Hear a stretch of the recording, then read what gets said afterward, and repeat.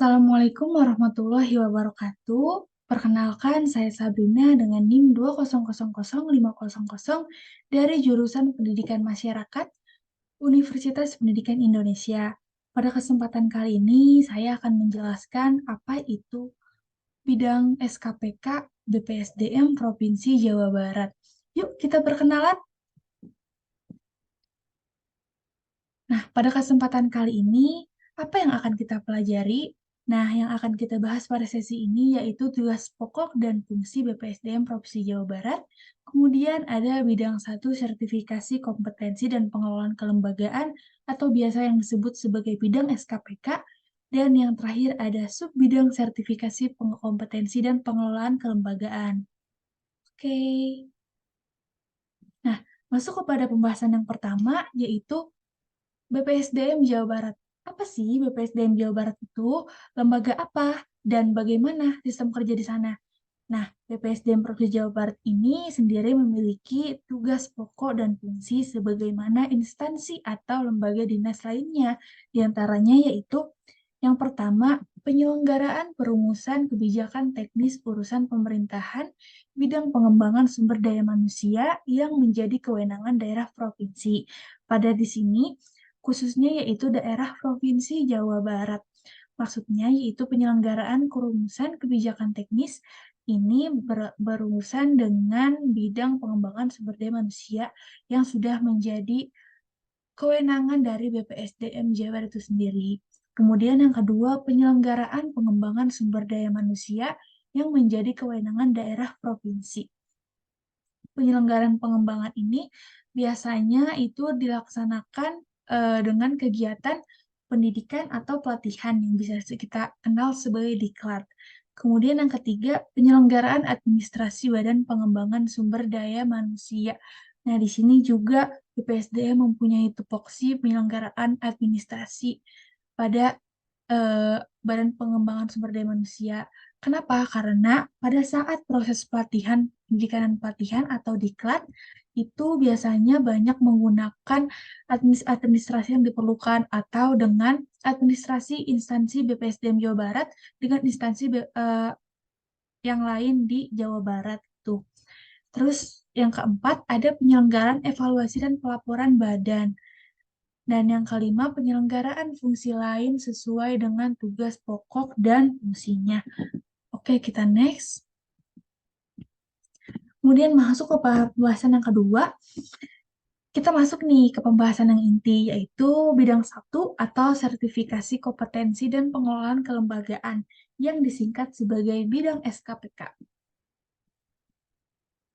Nah, bidang SKPK itu memiliki tugas pokok, yaitu menyelenggarakan fungsi penunjang pelaksanaan urusan pemerintahan, aspek sertifikasi kompetensi dan pengelolaan kelembagaan, dan tenaga pengembangan kompetensi, serta pengelolaan sumber belajar dan kerjasama.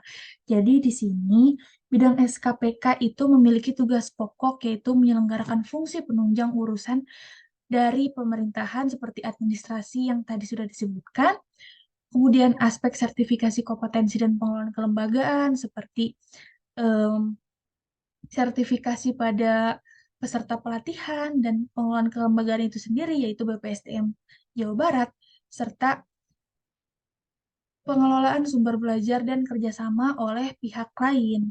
Pihak lain di sini yang dimaksud adalah bisa dari instansi atau badan dan lembaga lain di Jawa Barat atau di luar Jawa Barat gitu ya. Kemudian apa sih fungsinya? Fungsi bidang SKPK di BPSDM Jawa Barat itu yang pertama menyusun kebijakan teknis dan rencana sertifikasi kompetensi, pengelolaan kelembagaan, tenaga pengembangan kompetensi, sumber belajar, dan tentunya juga kerjasama. Dan yang kedua, pengelolaan lembaga sertifikasi penyelenggara pemerintahan dalam negeri provinsi di Jawa Barat. Kemudian yang ketiga, pelaksanaan sertifikasi kompetensi di lingkungan pemerintahan provinsi dan kabupaten di kota Jawa Barat.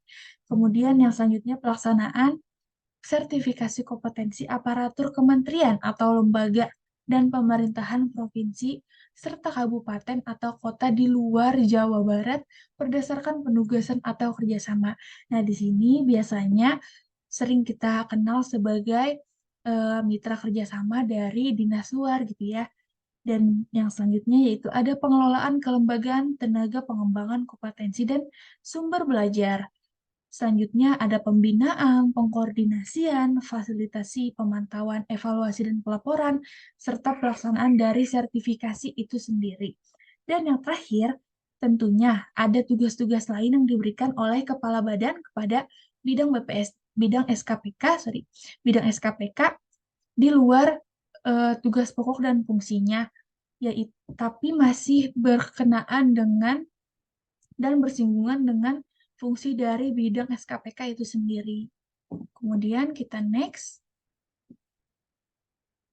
Nah, kita masuk nih pada pembahasan yang ketiga, yaitu subbidang sertifikasi kompetensi dan pengelolaan kelembagaan.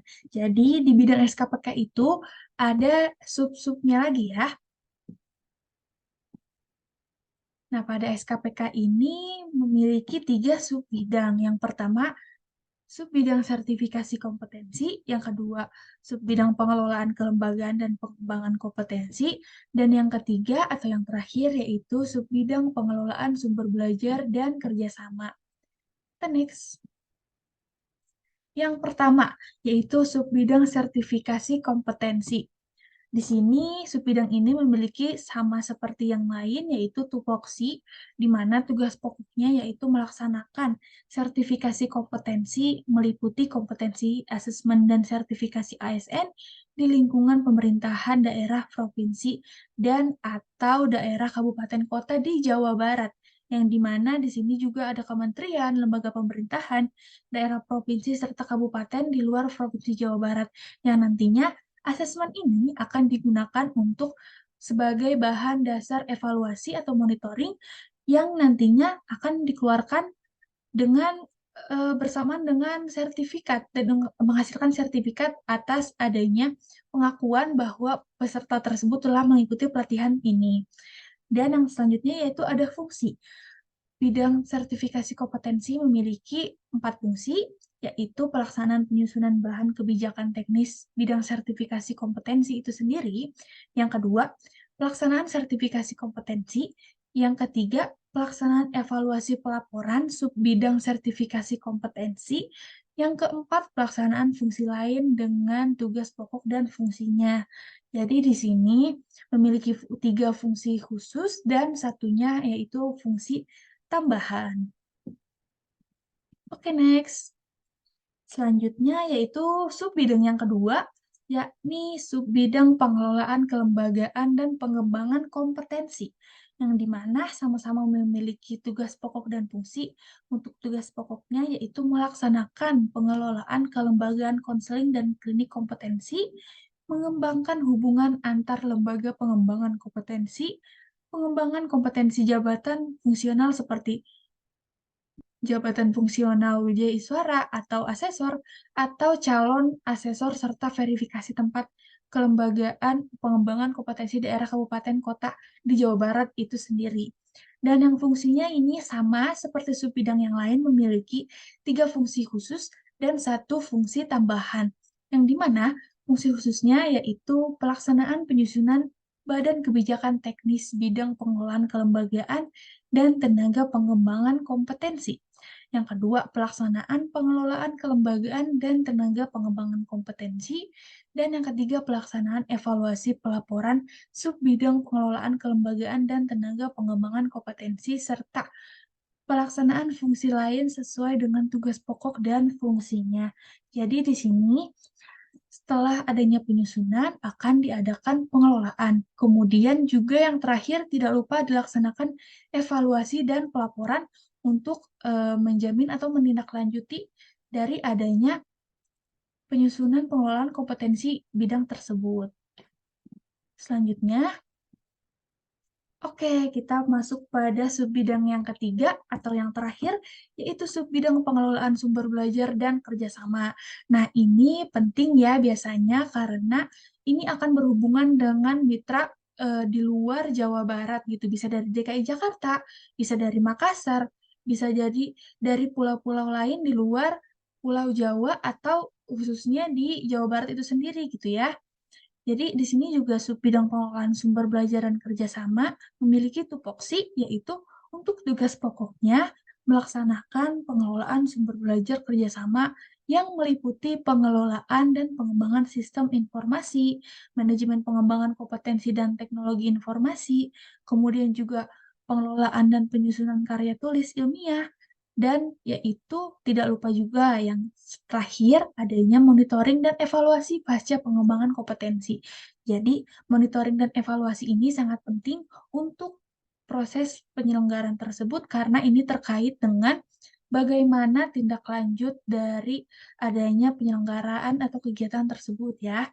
Kemudian yang kedua ada fungsinya. Fungsinya yaitu sama seperti subbidang yang lain, ada 4, yang terdiri dari 3 fungsi khusus dan 1 fungsi tambahan. Fungsi khusus yang pertama yaitu pelaksanaan penyusunan bahan kebijakan teknis bidang pengelolaan sumber belajar dan kerjasama. Jadi di sini akan dilaksanakan penyusunan kurikulum pelatihan terkait pelatihan yang dibutuhkan di situ. Terus yang kedua yaitu pelaksanaan pengelolaan sumber belajar dan kerjasama. Yang ketiga, pelaksanaan evaluasi dan pelaporan subbidang pengelolaan sumber belajar dan kerjasama.